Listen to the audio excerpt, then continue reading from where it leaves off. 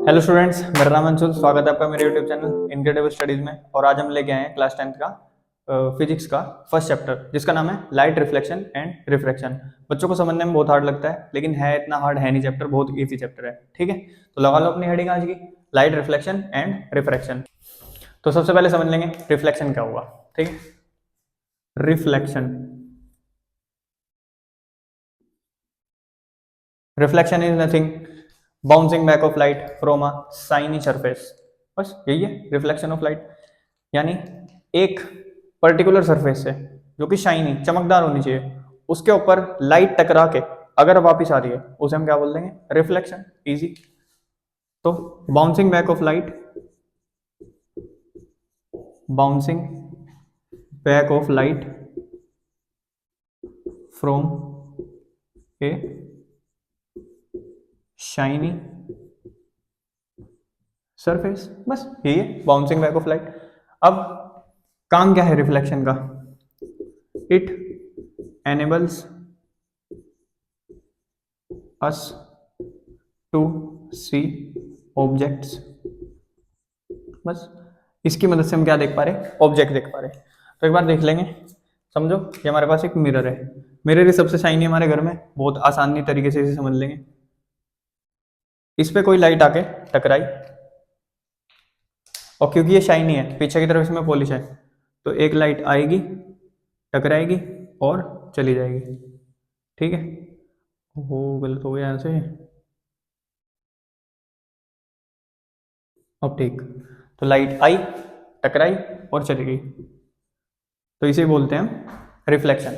Bouncing back of light from a shiny surface, it enables us to see object. इसकी वजह से हम object देख पा रहे हैं। ठीक, अब ऑब्जेक्ट वर्ड आ गया तो ऑब्जेक्ट भी समझ लेंगे।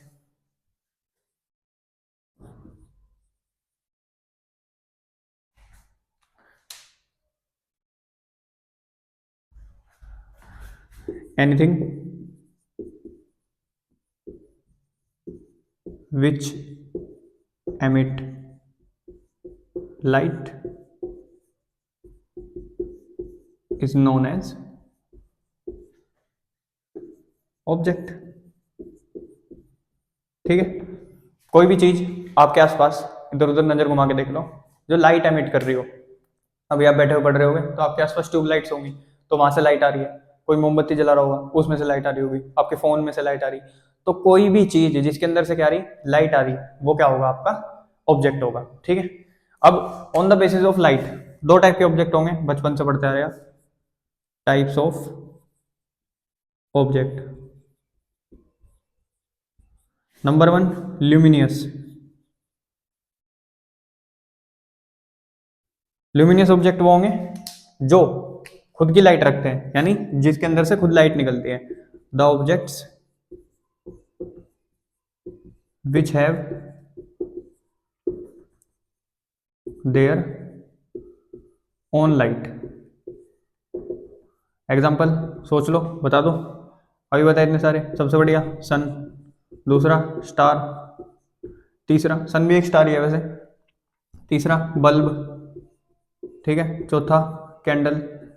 ऐसे बहुत सारे होंगे, एटसेट्रा लिख लेना, जो रात हो जाएगी लिखते लिखते। ठीक है, दूसरे नॉन ल्यूमिनियस। नॉन ल्यूमिनियस ऐसे ऑब्जेक्ट जिनके पास खुद की लाइट नहीं होती, तो वो क्या हो गया हमारे? Non luminous. The object which do not have their own lights, या ओन लाइट, ओहो डबल ओ लग गए, their own light are known as non luminous. सोचो एग्जांपल, बहुत सारे। Chair, table, human. Human human कैसे? हमारे अंदर कौन सा लाइट है, तो हम भी तो वही हो गए। ठीक है, और एटसेट्रा। तो अब आपके दिमाग में एक सवाल उछलना चाहिए, क्योंकि आप 10th क्लास में आ गए। पहले तो आप करते हैं सवाल, ठीक है, ल्यूमिनियस का मतलब लाइट आ रही, ठीक है, ल्यूमिनियस हो गया, याद कर लिया, लिख के आ गए। नॉन ल्यूमिनियस, लाइट नहीं आ रही, तो नॉन ल्यूमिनस हो गए, जिन्हें हम ओपेक ऑब्जेक्ट भी बोलते हैं। ठीक, तो अब एक सवाल दिमाग में होना चाहिए कि फिर हम नॉन ल्यूमिनस ऑब्जेक्ट को देख कैसे पा रहे हैं? ल्यूमिनस के अंदर से तो लाइट चमक रही, तो उन्हें तो हम देख पा रहे। तो नॉन ल्यूमिनस के अंदर ऐसा क्या है कि हम उन्हें देख पा रहे हैं? उनके अंदर तो कोई लाइट भी नहीं है, तो फिर तो हमें दिखने नहीं चाहिए, हमें एक दूसरे को दिखने नहीं चाहिए। तो वो ऐसा क्या कर रहे हैं? तो थोड़ा सा दिमाग लगाओ, एक बार इसे नोट करो, फिर समझते हैं। तो अपना क्वेश्चन कंटिन्यू करते हैं कि हम नॉन ल्यूमिनियस ऑब्जेक्ट को कैसे देख पा रहे। How we can see non luminous object, देख कैसे पा रहे हैं? चैप्टर का नाम क्या है? रिफ्लेक्शन। तो नॉन ल्यूमिनस के पास अपनी लाइट ही तो नहीं है, लेकिन वो लाइट को रिफ्लेक्ट तो कर सकते हैं। तो हम क्या कर रहे हैं? लाइट को रिफ्लेक्ट कर रहे हैं। So it is possible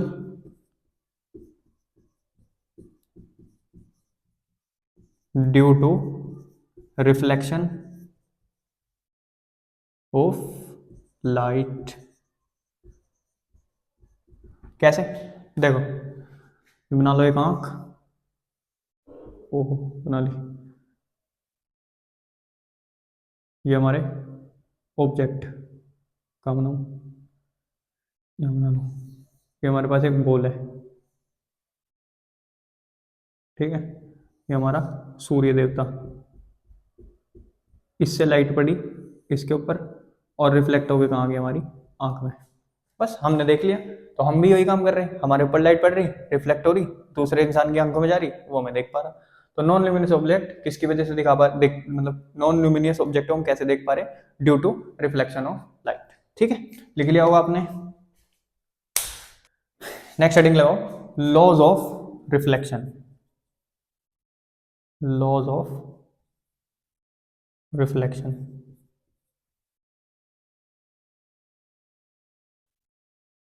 first law. अब लॉ समझने से पहले एक डायग्राम समझते हैं। देखो, ये कोई मिरर, ये इसकी ये पॉलिश सरफेस करने का तरीका है, ठीक है, ये इसकी पॉलिश सरफेस। ठीक, अब कोई लाइट आई, टकराई और चली गई, ठीक है, इसके बीच में एक लाइन होगी। अब ये जो लाइट आई थी, जो मिरर के ऊपर टकराई किसी पॉइंट पे, इस पॉइंट को बोल देंगे हम पॉइंट ऑफ इंसिडेंस। इंसिडेंस क्यों? आने वाली रे को हम बोलते हैं इंसिडेंट रे, ठीक है। तो इंसिडेंट रे जहां टकराई होगी पॉइंट ऑफ इंसिडेंस, टकरा के जो चली गई उसे हम बोल देंगे रिफ्लेक्टेड रे। रिफ्लेक्टेड रे, ठीक। कमाल की बात क्या है, ये जिस एंगल से आएगी, एंगल आई से, उसी एंगल से टकरा के जाएगी। समझ आया होगा? जिस एंगल से आई होगी उसी एंगल से टकरा के जाएगी। दूसरा ये जो बीच में लाइन बनाई मैंने, इसका नाम है नॉर्मल, ठीक है। इसका इतना कुछ काम नहीं है, बस बता रही कि यहाँ से आई लाइट गई, डिवीजन मतलब एक तरीके से दिखा रही एंगल्स का, ठीक। तो incident ray I, point of incidence पे टकराई, रिफ्लेक्टेड रे की फॉर्म में वहां से चली गई। रिफ्लेक्टेड, रेक्टेड का मतलब आगे समझ में आएगा क्या है, ठीक है। तो जिस एंगल से आएगी उसी एंगल से चली जाएगी। तो फर्स्ट लॉ भी यही बोल रहा कि the angle of incidence is always equal to the angle of reflection। जो भी एंगल रिफ्लेक्शन का होगा वो हमेशा एंगल ऑफ इंसिडेंस के बराबर रहेगा। जो भी एंगल ऑफ इंसिडेंस होगा हमेशा एंगल ऑफ रिफ्लेक्शन के बराबर रहेगा। करके देख लेना, एक मिरर लेना, मिरर के ऊपर लाइट मारना, उसका धीरे धीरे धीरे धीरे एंगल बढ़ाना, तो जो उधर रिफ्लेक्शन आ रहा होगा उसका भी एंगल बढ़ेगा। तो जितना इंसिडेंस होगा उतना ही रिफ्लेक्शन होगा। तो angle I is equal to angle R, यही है आपका फर्स्ट लॉ। सेकंड लॉ बहुत ईजी है, कोई इतना खास नहीं है। Second law,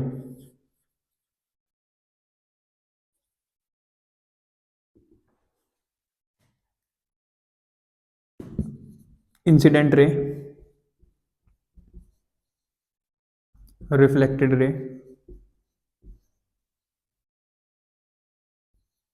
normal to the point of incidence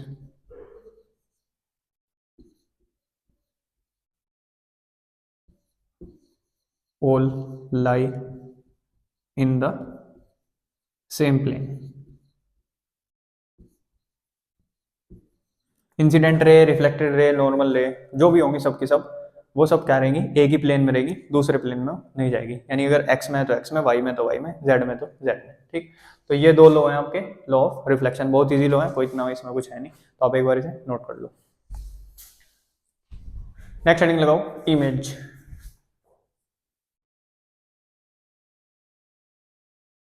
image क्या है? ऑब्जेक्ट तो हमने समझ लिया था, ऑब्जेक्ट क्या है, कोई भी जिसके पास अपनी खुद की लाइट हो। ठीक, दो टाइप का था, ल्यूमिनस, नॉन ल्यूमिनस। लेकिन ये इमेज क्या होगी? तो इमेज क्या होगी? Optical appearance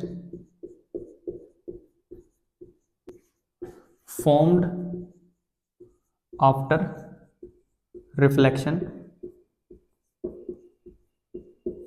or refraction of light। अब रिफ्रैक्शन समझेंगे आगे, आप यहाँ पे रिफ्लेक्शन के रिस्पेक्ट में समझना। यानी अगर कोई भी लाइट रिफ्लेक्ट होके कुछ भी मतलब हमारी नजरों में पड़ रही, तो उसका जिस ऑब्जेक्ट से वो लाइट टकरा के हमारी आंख तक आई, उसका कोई ऑप्टिकल अपीयरेंस हमारी आंख में बना, उसे हमने क्या बोल दिया? इमेज बोल दिया। ठीक है, यानी लाइट किसी ऑब्जेक्ट के ऊपर टकराई, वहां से टकरा के हमारी आंख के ऊपर आ गई, हमारे आंख के अंदर जो एक अपीयरेंस बनी उसकी ऑप्टिकल अपीयरेंस, उसे हमने क्या बोल दिया? इमेज बोल दिया। दो टाइप की इमेज होगी हमारे पास, types of image. Number 1, real image. Real image क्या होगी? हमेशा मिरर के आगे बनेगी, और रियल इमेज हमेशा मिरर के आगे बनेगी, और ये स्क्रीन के ऊपर हम देख सकते हैं, स्क्रीन के ऊपर इसे ऑब्टेन कर सकते हैं, ला सकते हैं। तो image which is formed in front of mirror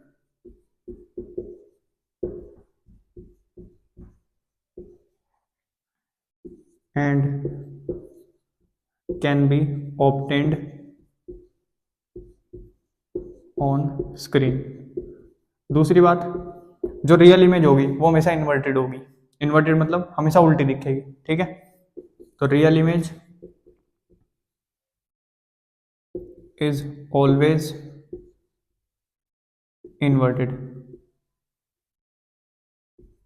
आपने बहुत, अधिकतर बच्चों ने नहीं देखी होगी रियल इमेज, बहुतों ने वर्चुअल तो देख रखी, रोसिस के सामने अपना मुंह देखते हो, लेकिन रियल इमेज बहुतों ने नहीं देखी। तो मैं शॉर्ट्स में एक एक्सपेरिमेंट भी अपलोड करूंगा बहुत जल्द, तो वहां पे आपको समझ में आ जाएगी रियल इमेज कैसे दिखती है। ठीक है, तो हमेशा इन्वर्टेड होगी, हम उसे स्क्रीन पे ला सकते हैं, वही होगी हमारी रियल इमेज।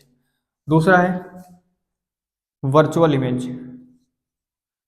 वर्चुअली समझ में आ गया होगा, झूठी, रियल नहीं है, वर्चुअल है। तो virtual image, image which is formed, ये पीछे बनेगी, बिहाइंड द मिरर, और इसे हम स्क्रीन पे भी ला सकते हैं, तो जो मिरर के अंदर ही बन रही है उस स्क्रीन पे कैसे लाओगे? And can not be obtained on screen. ये होगी हमारी वर्चुअल इमेज। इसका उल्टा, वर्चुअल इमेज